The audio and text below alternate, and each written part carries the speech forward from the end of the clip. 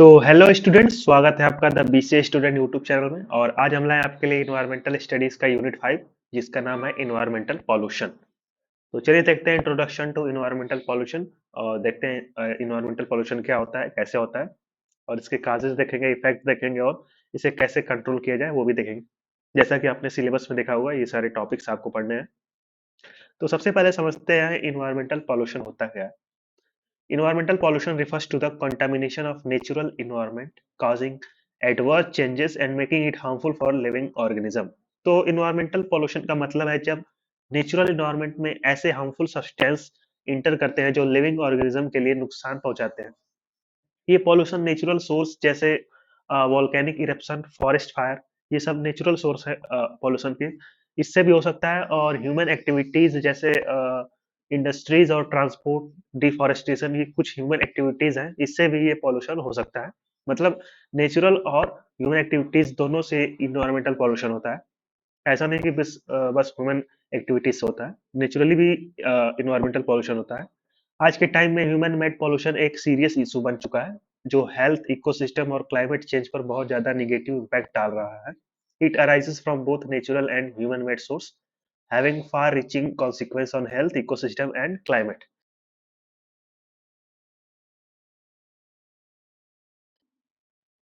अगर पॉल्यूशन को कंट्रोल नहीं किया गया तो ये ग्रेजुअली नेचर को खत्म कर सकता है। पॉल्यूशन की वजह से एयर और वाटर क्वालिटी डिग्रेड हो रही है, सॉइल इनफर्टाइल हो रही है, और वाइल्ड लाइफ भी डेंजर में है। ये सिर्फ इन्वायरमेंट का नहीं बल्कि इंसानों की सेहत का भी सवाल है। इसी वजह से पॉल्यूशन कंट्रोल और प्रिवेंशन के ऊपर काम करना बहुत ज्यादा जरूरी हो गया है। अ, अब देख यहाँ पे कुछ देखते हैं टाइप्स ऑफ पॉल्यूशन के बारे में, और उनकी डेफिनेशन के साथ साथ उनके काजेस, यानी क्यों वो पॉल्यूशन हो रहे हैं, उसके इफेक्ट, प्रभाव क्या है, और कंट्रोल मेजर्स, यानी कि उन्हें उससे कैसे बचा जा सकता है या कंट्रोल किया जा सकता है उस पॉल्यूशन को, वो देखेंगे। तो सबसे पहला टाइप है पॉल्यूशन का, है यहाँ पे एयर पॉल्यूशन।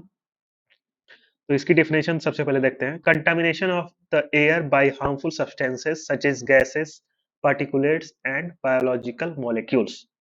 तो जब एयर के अंदर harmful gases, dust particle, smoke और बायोलॉजिकल मॉलिक्यूल मिक्स हो जाते हैं, तो हम इसे एयर पॉल्यूशन कहते हैं।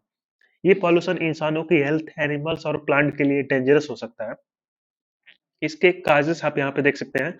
काजेस यानी कहाँ से ये कैसे ये पॉल्यूशन हो रहा है, कारण क्या है इसके। Emission from vehicle, industries and power plants.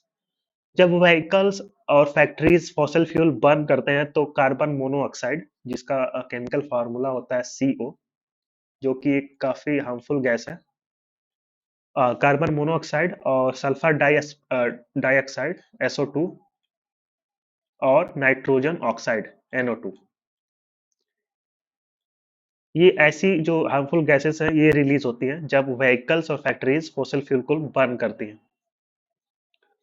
ये गैसेस इन्वायरमेंट को पॉल्यूट करते हैं और स्मोक भी बनाते हैं। स्मोक मतलब स्मोक प्लस फॉग, स्मोक बनाते हैं। दूसरा कारण यहाँ पे देख सकते हैं, डिफॉरेस्टेशन, यानी पेड़ों का कटना, and burning of fossil fuels.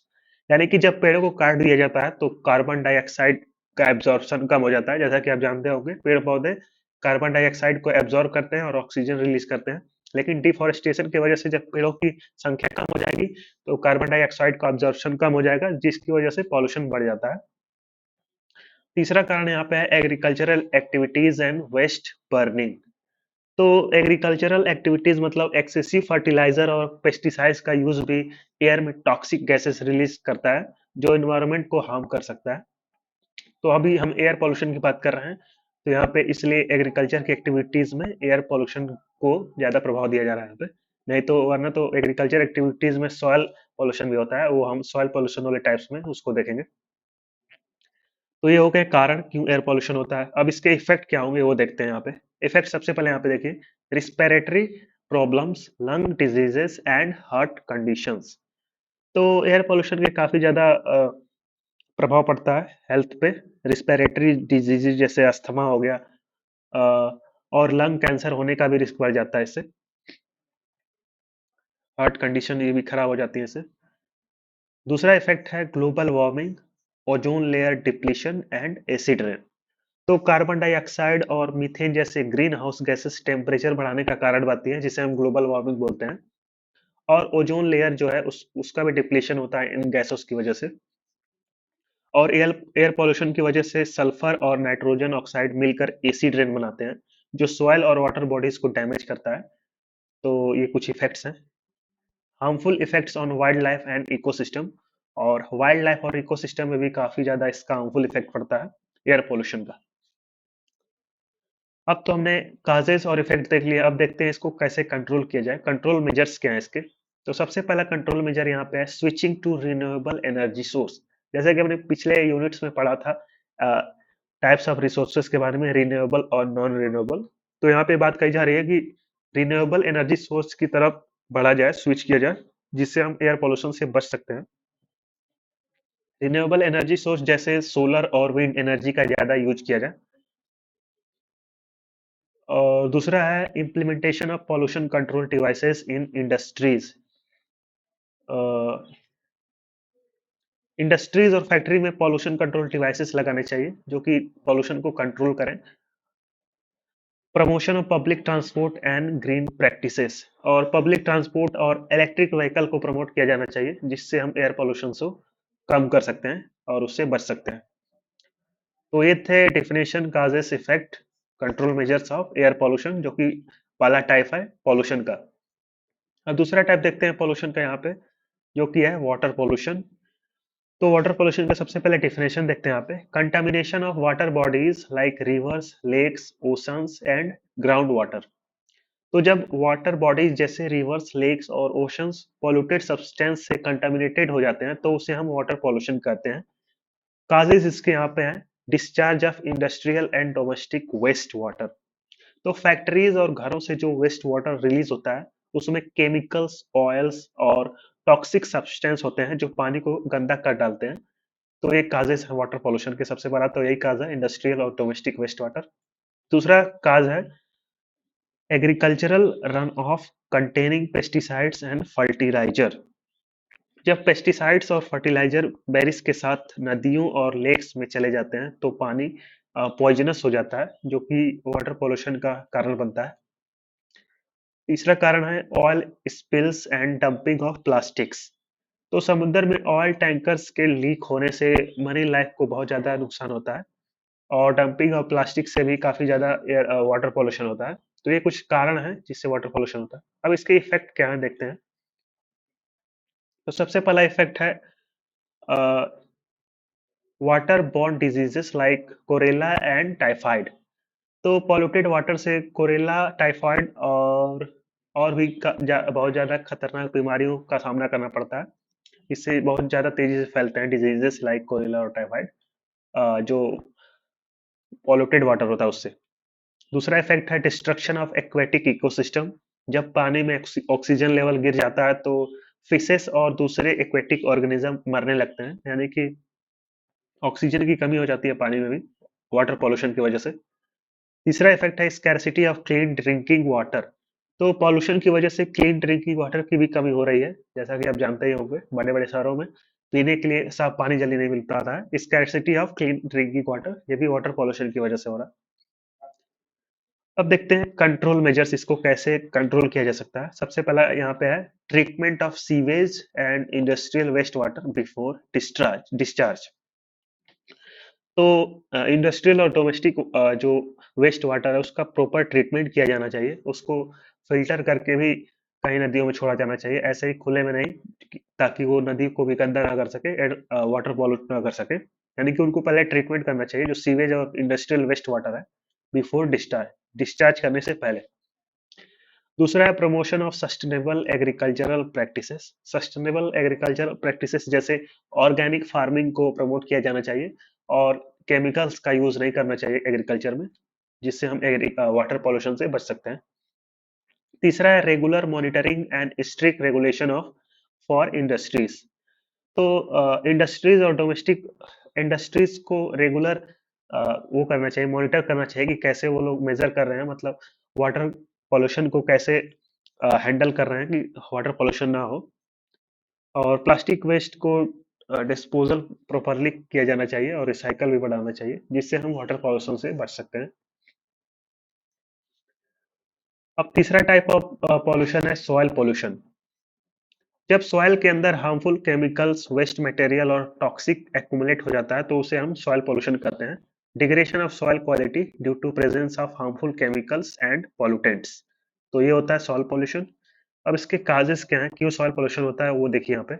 Excessive use of chemical fertiliser and pesticides, तो जब ज्यादा क्वांटिटी में फर्टिलाइजर और पेस्टिसाइड्स यूज किए जाते हैं तो सॉइल की फर्टिलिटी कम हो जाती है, जिससे सॉइल पोल्यूशन होता है। दूसरा है industrial disposal and mining activities, तो फैक्ट्रीज का टॉक्सिक वेस्ट जब सॉइल में डिस्पोज किया जाता है तो ये लैंड डिग्रेडेशन कॉज करता है। और माइनिंग एक्टिविटीज से भी काफी ज्यादा सॉइल पोल्यूशन होता है। Deforestation and improper waste management, ये भी कारण है सॉइल पोल्यूशन का। जब ज्यादा पेड़ काट दिए जाते हैं तो सॉइल इरोड होने लगती है और न्यूट्रिएंट्स भी कम हो जाते हैं। इसके इफेक्ट्स देखिए यहाँ पे क्या है।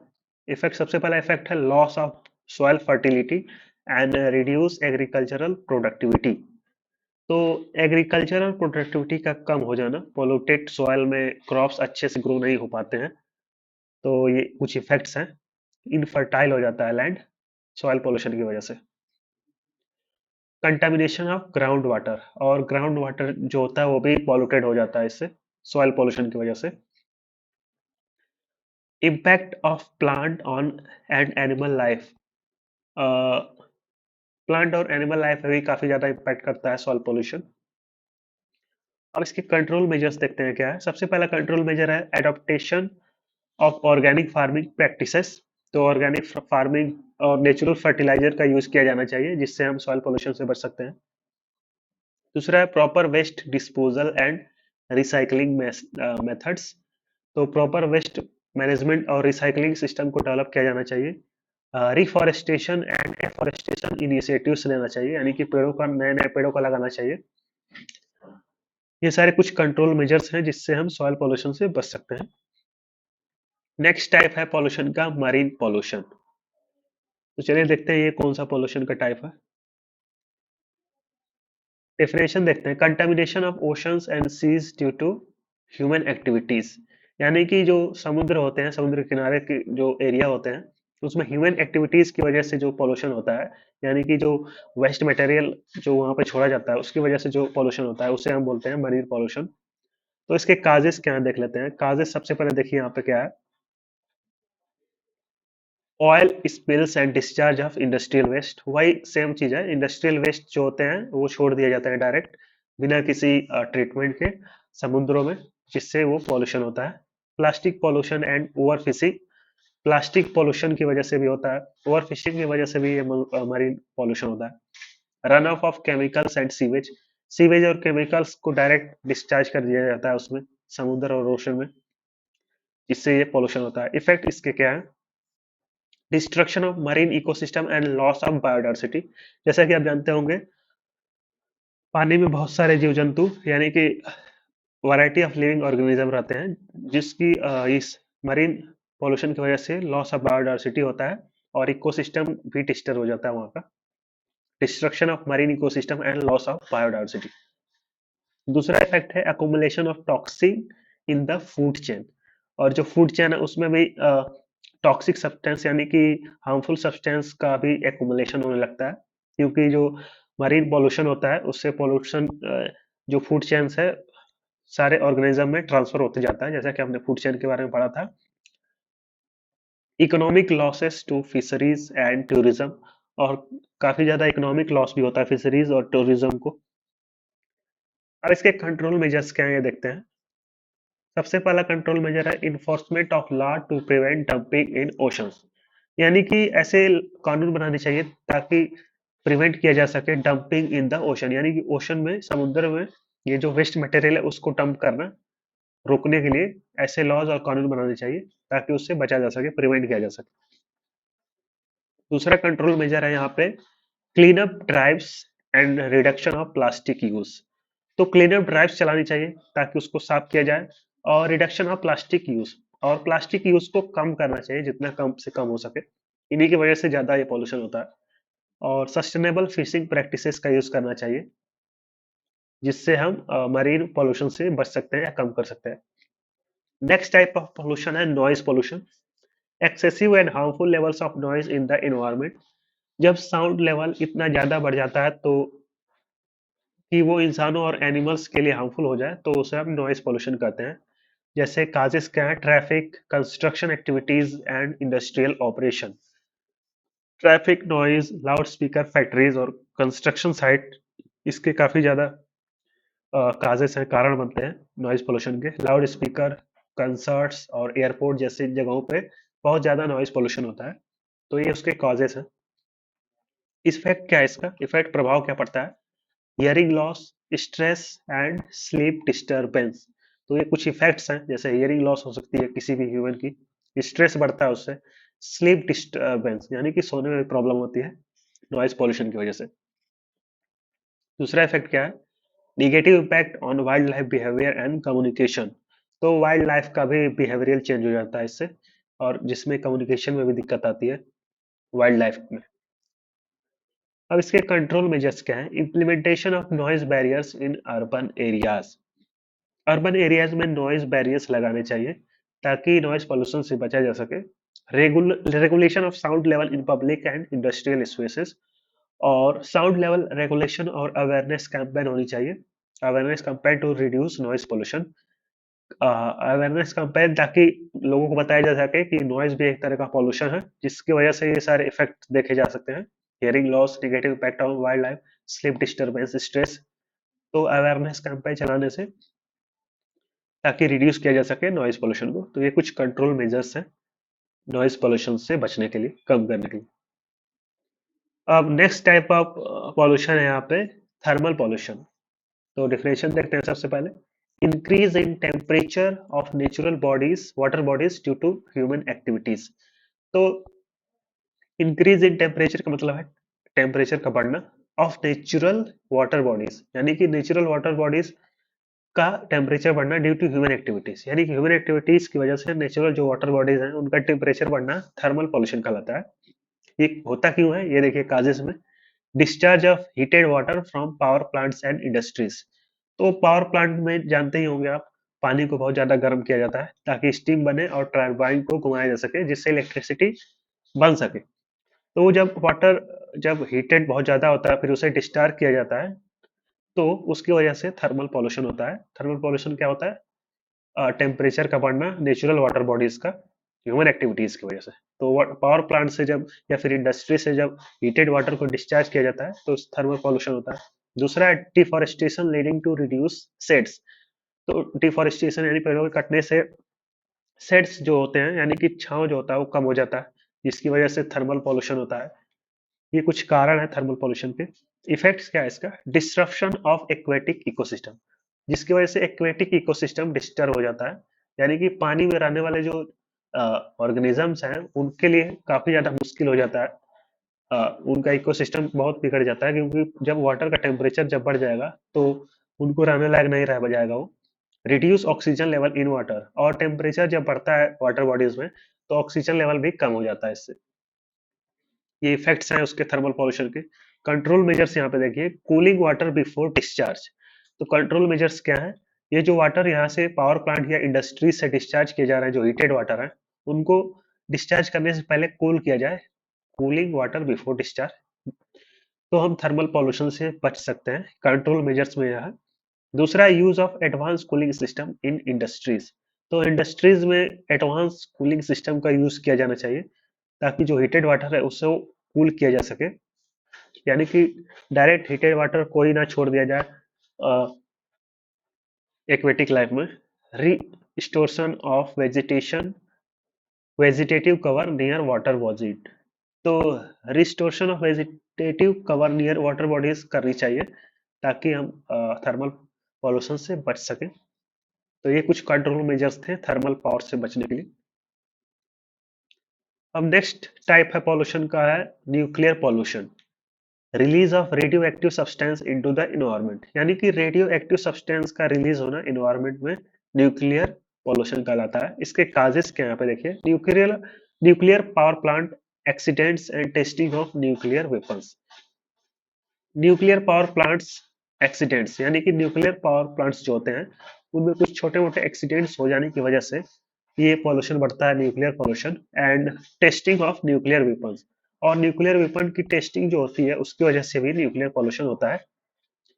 Improper disposal of radio active wastage, जो रेडियो एक्टिव वेस्ट होता है उसका इम्प्रॉपर डिस्पोजल करने से भी न्यूक्लियर न्यूक्लियर पॉल्यूशन बढ़ता है। ये कुछ काजेस हैं न्यूक्लियर पॉल्यूशन के। रेडियो एक्टिव जो वेस्ट होते हैं उनको अच्छे से डिस्पोज नहीं किया जब जाता है तो न्यूक्लियर पॉल्यूशन बढ़ जाता है। इसके इफेक्ट क्या होते हैं? पॉल्यूशन तो हमने देख लिया कैसे होता है पॉल्यूशन, ये भी देख लिया हमने। अब इसके इफेक्ट क्या है, देखिए इफेक्ट बहुत ज्यादा हार्मफुल होते हैं इसके, जैसे cancer, genetic mutations and other health issue, मतलब बहुत ज्यादा सीरियस इश्यूज होते हैं इससे। कैंसर जैसे आप देख ही रहे हैं, जेनेटिक म्यूटेशंस और अदर हेल्थ इश्यूज जो होते हैं न्यूक्लियर पॉल्यूशन से होते हैं। Long term contamination of air, water and soil, यानी कि एयर और वाटर सॉइल में ये काफी ज्यादा लॉन्ग टर्म तक सस्टेन कर सकता है, यानी कि बहुत समय तक इसका प्रभाव देखा जाता है जब ये पॉल्यूशन होता है तो न्यूक्लियर पॉल्यूशन। इसके कंट्रोल मेजर्स देखिए, कंट्रोल मेजर्स करना काफी ज्यादा जरूरी है। Strict safely safety protocols for handling radio active materials, यानी कि स्ट्रिक्ट प्रोटोकॉल होना चाहिए, बहुत ज्यादा कड़े कानून होने चाहिए इसको सेफ करने के लिए। For handling radio active materials, radio active जो मटेरियल होते हैं उनको हैंडल करने के लिए स्ट्रिक्ट सेफली प्रोटोकॉल्स होने चाहिए। दूसरा है proper disposal of nuclear waste. Nuclear waste improper dispose किया जा रहा था, उसको प्रॉपरली डिस्पोजल करना चाहिए, यानी कि उसको डिस्ट्रॉय खत्म करना चाहिए। Promotion of alternative energy sources, यानी कि न्यूक्लियर जो सबसे सोर्स ऑफ एनर्जी है उसको अवॉइड करके कुछ अल्टरनेटिव एनर्जी सोर्स यूज करना चाहिए, क्योंकि ये बहुत ज्यादा इसके हार्मफुल इफेक्ट देखे जा रहे हैं, यहाँ पर देख सकते हैं इफेक्ट में हमने देखा ही है। तो promotion of alternative energy source करना चाहिए। तो ये कुछ कंट्रोल मेजर्स हैं न्यूक्लियर पॉल्यूशन के। अब नेक्स्ट पॉल्यूशन का टाइप है, नेक्स्ट पॉल्यूशन के टाइप खत्म हो गए हैं। अब सॉलिड वेस्ट मैनेजमेंट देखते हैं क्या होता है। पॉल्यूशन के सारे टाइप्स कंप्लीट हो चुके हैं, टोटल 7 टाइप्स ऑफ पॉल्यूशन हमने देखा है। अब देखते हैं सॉलिड वेस्ट मैनेजमेंट क्या है। सॉलिड वेस्ट मैनेजमेंट, जब अर्बनाइजेशन और इंडस्ट्रियलाइजेशन बढ़ता है तो वेस्ट भी ज्यादा जनरेट होता है। अगर ये वेस्ट प्रॉपरली डिस्पोज नहीं किया जाए तो ये पॉल्यूशन और हेल्थ हजार्ड्स का कारण बन सकता है। तो इसके कारण क्या है? Rapid urbanisation and industrialisation, excessive consumption and improper waste disposal, जैसा कि हमने अभी इंट्रोडक्शन में ही बताया कि अर्बनाइजेशन और इंडस्ट्रियलाइजेशन की वजह से बहुत ज्यादा वेस्ट जनरेट होता है उस एरिया में, और excessive consumption and improper waste disposal की वजह से भी ये होता है। तो ये तो हो गए काजेस। अब देखते हैं इसके इफेक्ट। इफेक्ट क्या है? Environmental pollution and health hazard.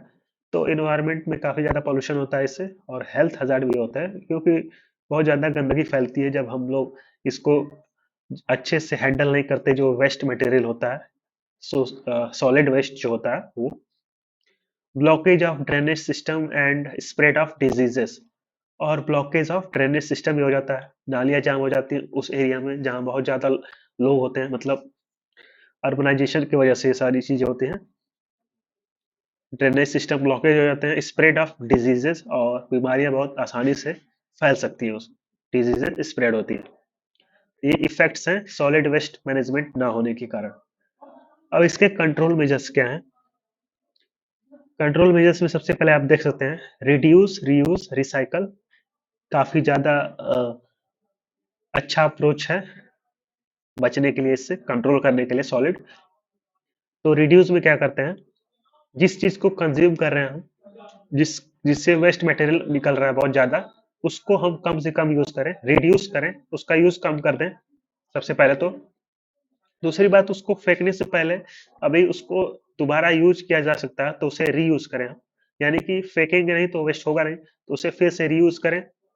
और रीयूज करने के बाद भी यदि वो रिसाइकलेबल है, यानी कि फिर से बनाया जा सकता है, उसको रिसाइकल किया जा सकता है, तो उसे रिसाइकल करें, यानी कि वेस्ट होगा ही नहीं कभी, यानी कि वेस्ट मटेरियल कुछ बचेगा ही नहीं जब हम उसे रिड्यूस करेंगे, कम यूज करेंगे, फिर रीयूज करेंगे, फिर से यूज करेंगे उसी को, और रिसाइकल जब कर देंगे तो वेस्ट मटेरियल तो कुछ बनेगा ही नहीं, तो जिससे हम सॉलिड वेस्ट मैनेजमेंट कर सकते हैं।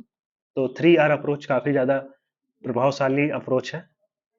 दूसरा है कंपोस्टिंग एंड वेस्ट सेग्रीगेशन। तो कंपोस्टिंग और waste proper proper waste segregation करना काफी ज्यादा जरूरी है, यानी कि जो वेस्ट है उसको कंपोस्ट करना और सेग्रीगेट करना उसको ज्यादा जरूरी है, जिससे हम सॉलिड वेस्ट को मैनेज कर सकते हैं बहुत आसानी से। Stabilisement of proper waste collection and disposal system. और प्रॉपर वेस्ट कलेक्शन होना चाहिए, यानी कि वेस्ट को प्रॉपरली कलेक्ट करना चाहिए हर जगह से, और उससे डिस्पोजल सिस्टम भी बनाना चाहिए अच्छे से, ताकि उसको अच्छे से डिस्पोज कर दिया सके जो सॉलिड वेस्ट हमने कलेक्ट किया है। तो ये कुछ कंट्रोल मेजर्स हैं सॉलिड वेस्ट मैनेजमेंट के, यानी कि जो वेस्ट है, जो सॉलिड वेस्ट है, उसको कैसे मैनेज किया जाए। अब इसके बाद है role of individual in prevention of pollution. तो रोल ऑफ इंडिविजुअल यानी इंडिविजुअल का क्या रोल है पॉल्यूशन को प्रिवेंट करने में। तो सबसे पहला रोल है रिड्यूसिंग वेस्ट जनरेशन, यानी कि जो वेस्ट जनरेट हो रहा है उसको रिड्यूस किया जाए, यानी कम से कम वेस्ट को जनरेट किया जाए। एंड प्रमोटिंग सस्टेनेबल प्रैक्टिसेस, और सस्टेनेबल प्रैक्टिसेस को प्रमोट किया जाए, यानी कि जिससे वेस्ट कम से कम जनरेट हो। दूसरा क्या कर सकते हैं, यूजिंग पब्लिक ट्रांसपोर्ट, यानी कि पब्लिक ट्रांसपोर्ट का यूज कर सकते हैं आप, जिससे आप एयर पोल्यूशन को बचा सकते हैं। And minimising the use of private vehicle, वही बात है, प्राइवेट व्हीकल को कम यूज करें और पब्लिक ट्रांसपोर्ट को ज्यादा प्रीफर करना चाहिए, जिससे आप पॉल्यूशन को प्रिवेंट कर सकते हैं। इसके बाद है conserving water and energy resources. और वाटर और एनर्जी रिसोर्सेस का कम से कम यूज करना चाहिए और उसे कंजर्व करना चाहिए, वेस्ट नहीं करना चाहिए। इसके बाद है participating in community clean up drives. Clean up drives जो होती है और उनकी कम्युनिटीज में पार्टिसिपेट करना चाहिए। एंड ट्री प्लांटेशन इनिशिएटिव्स में भी आपको पार्टिसिपेट करना चाहिए, पेड़ पौधे लगाने चाहिए। Advocating for eco friendly products and particles practices. और इको फ्रेंडली प्रोडक्ट्स को ज़्यादा प्रीफर करना चाहिए और प्रैक्टिसेस करनी चाहिए आपको इको फ्रेंडली प्रोडक्ट्स। तो ये थे कुछ रोल ऑफ इंडिविजुअल, यानी कि इंडिविजुअल के क्या रोल होने चाहिए पॉल्यूशन को प्रिवेंट करने के लिए, ये सारे हैं। अब पॉल्यूशन केस स्टडी देखते हैं। पॉल्यूशन केस स्टडी यहाँ पे देख सकते हैं, बहुत ज्यादा इम्पोर्टेंट है ये। भोपाल गैस ट्रेजेडी जो कि 1984 में हुई थी। Release of toxic methyl isocyanate gas in Bhopal India, causing thousands of death and long term health issues। तो मिथाइल आइसोसाइनाइट गैस लीक की वजह से हजारों लोग मरे और बहुत सारे लोग उससे प्रभावित हुए और बहुत समय तक हेल्थ प्रॉब्लम रही वहां पे। इस पे एक वेब सीरीज भी बनी है, द रेलवे मैन ऐसे कुछ करके है। तो ये बहुत ज्यादा डेंजरस ट्रेजेडी है, भोपाल गैस ट्रेजेडी 1984 में जो हुई थी।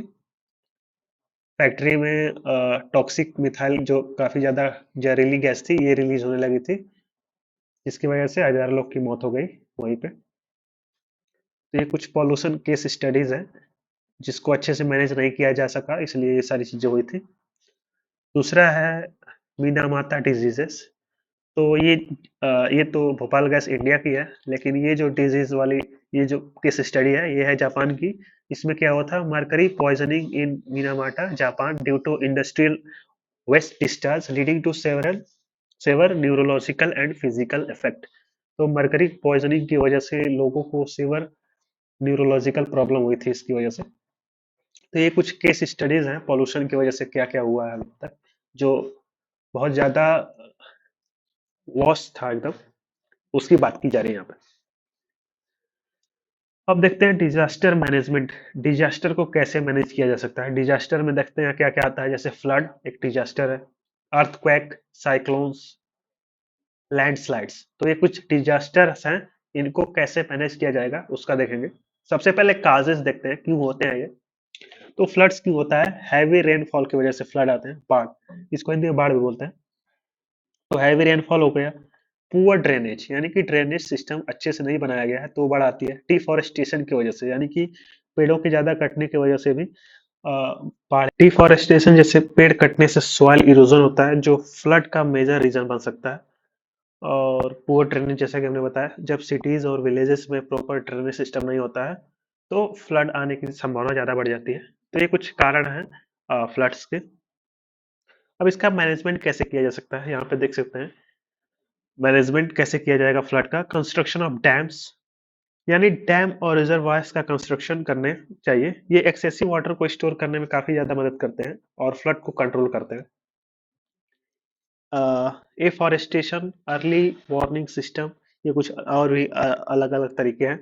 एफॉरेस्टेशन, एक पेड़ लगाने से सॉइल इरोजन कंट्रोल होता है और वाटर एब्जॉर्प्शन भी इम्प्रूव होता है इससे।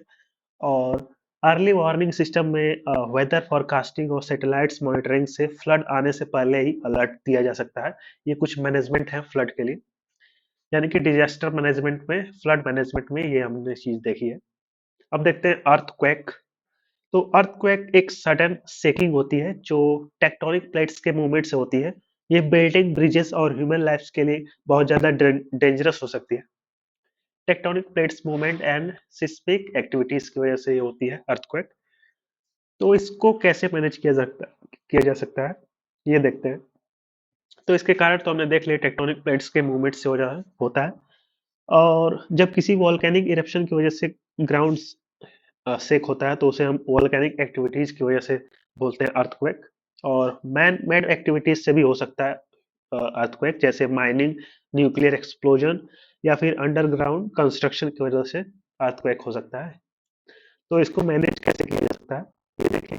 Earthquake resistant structure and public awareness. तो ऐसे बिल्डिंग बनाने चाहिए जो अर्थक्वेक को सस्टेन कर सके, यानी कि अर्थक्वेक रेजिस्टेंट बिल्डिंग करनी चाहिए।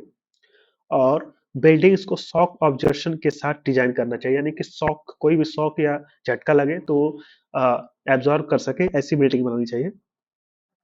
और पब्लिक अवेयरनेस की बात करें तो स्कूल्स और ऑफिसेस में अर्थक्वेक ड्रिल्स कराना चाहिए। सिस्मिक सेंसर्स का यूज करके अर्थक्वेक का अर्ली डिटेक्शन करना चाहिए। ये कुछ अर्थक्वेक जो डिजास्टर है इसका मैनेजमेंट है, ऐसे मैनेज कर सकते हैं।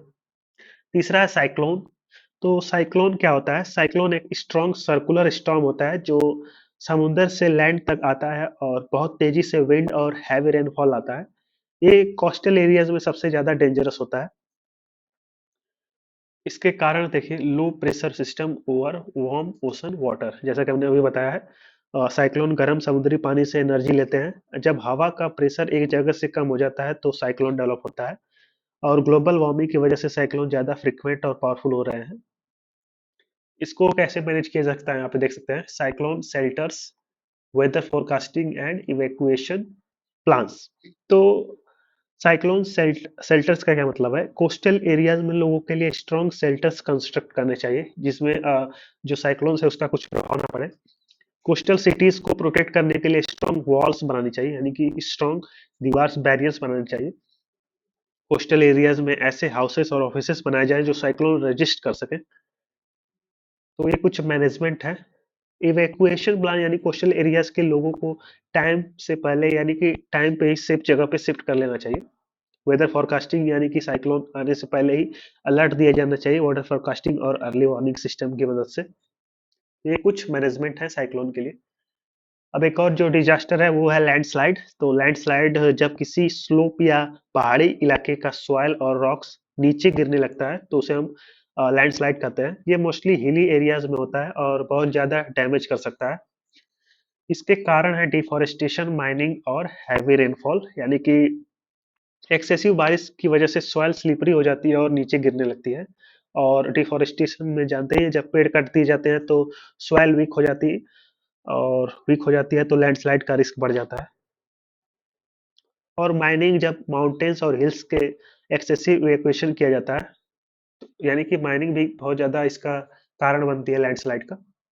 तो इसको कैसे मैनेज किया जाए, यहाँ पे देख सकते हैं। सबसे पहला है क्या है यहाँ पे, slope stabilization.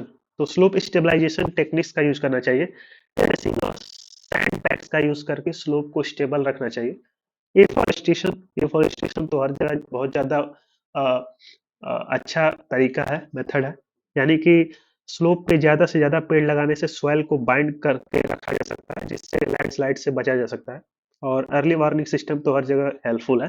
Landslide prawns area में मॉनिटरिंग और अलर्ट सिस्टम को डेवलप करना चाहिए, ताकि पहले ही पता चल जाए कि यहाँ पे क्या होने वाला है, और भारी नुकसान को पहले ही बचाया जा सकता है। तो ये कुछ डिजास्टर थे, उसके मैनेजमेंट कैसे होते हैं ये भी हमने देखा, काजेस मैनेजमेंट दोनों। तो डिजास्टर में हमने 4 अलग-अलग डिजास्टर देखा, फ्लड, अर्थक्वेक, साइक्लोन और लैंडस्लाइड। तो जो कि लास्ट टॉपिक था इस चैप्टर का, तो यहाँ पे आपका चैप्टर कंप्लीट होता है। उम्मीद है आपको सारे टॉपिक्स समझ में आए होंगे। तो इस चैप्टर के जो पीडीएफ नोट्स है आपको टेलीग्राम चैनल पर मिल जाएंगे, और टेलीग्राम चैनल का लिंक आपको इस वीडियो के डिस्क्रिप्शन में मिल जाएगा, तो वहां से आप जाके डाउनलोड कर सकते हैं। तो चलिए मिलते हैं नेक्स्ट वीडियो में, तब तक के लिए ओके बाय।